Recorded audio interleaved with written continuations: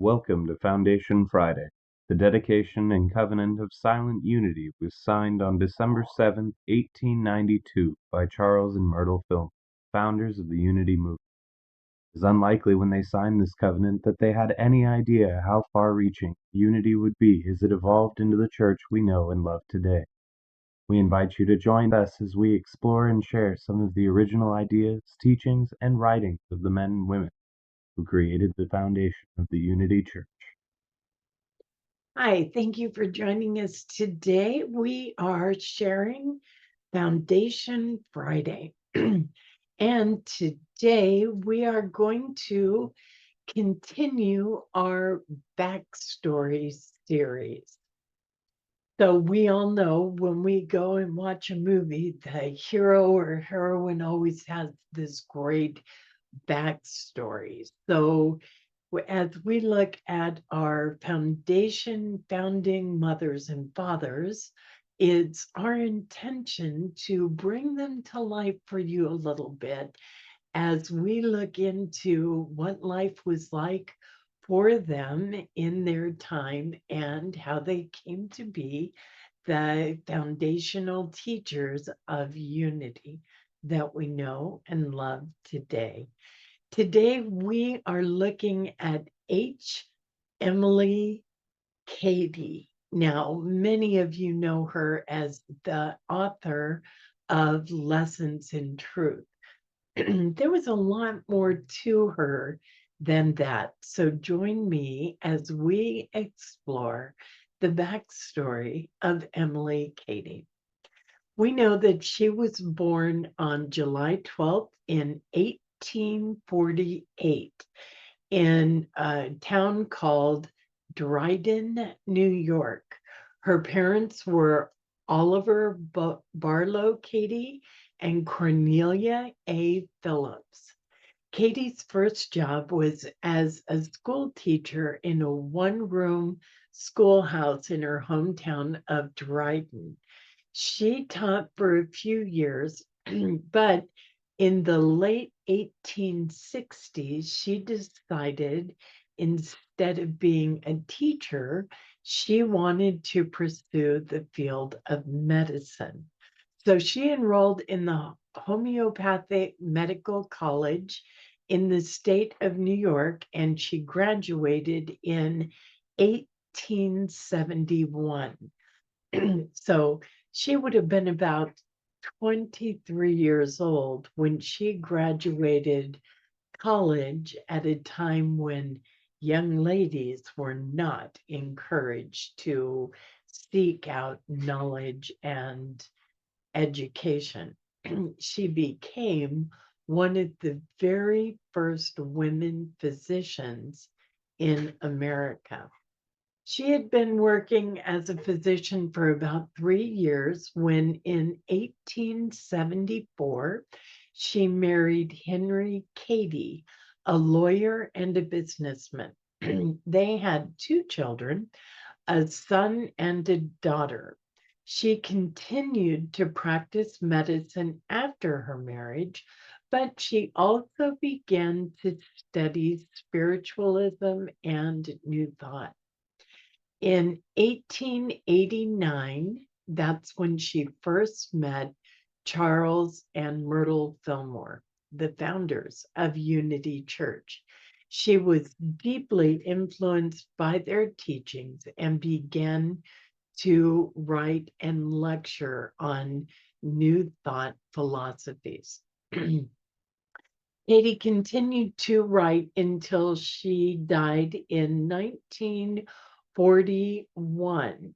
Some of her books and writings were Lessons in Truth. We talked about that. The Way of Faith, The Way of Love, The Way of Power, The Way of Peace, The Way of Joy, The Way of Success, The Way of Health, The Way of Wealth, The Way of Freedom. She published a new The Way of book about every 2 years until 1918. Who she was in her life and her life itself is not real well known. For one thing, the metaphysicians of the day believed that they had to be very careful of personality and ego. They didn't want you to attach to who they were. They wanted you to attach to God or spirit. Emily did this so well that as a person, very little is known about her because she kept her spiritual life and her personal life very, very separate. In fact, we know her as Emilie Cady, but in her real life, in her home life, and as a doctor, she was always Harriet E. Cady. She was invited to teach at Unity headquarters, but she never accepted that information. Emily was good at shunning publicity and keeping herself in the background. She was a highly skilled writer and very literate. Her mastery of clear, universal, almost timeless prose style is evident. I find that true. That's one of the reasons I like her so much. It's because of her writing style. Her books were written in the 19th century, and most of her books of that era reflect the literary tastes and styles of the period. They may be flowery of speech and even strange to our ears, but her classical allusions continue on. Miss Cady, like the Fillmores, wrote plain style for readers of all time. It appears that Dr. Cady, after visiting an old farm as well as the one-room schoolhouse she taught in, introduced her children to New Thought teachings and principles. She was very tiny, she was very frail and very quiet. People who did not know her through New Thought were very surprised at all of the writings that she did because she was so quiet. She continued to work as a physician until she was well into her 60s. So that's a little bit about our own Emilie Cady. Kind of fun to get the backstory on her. She was a real go-getter and an actual physician, even when women were supposed to stay home and raise children.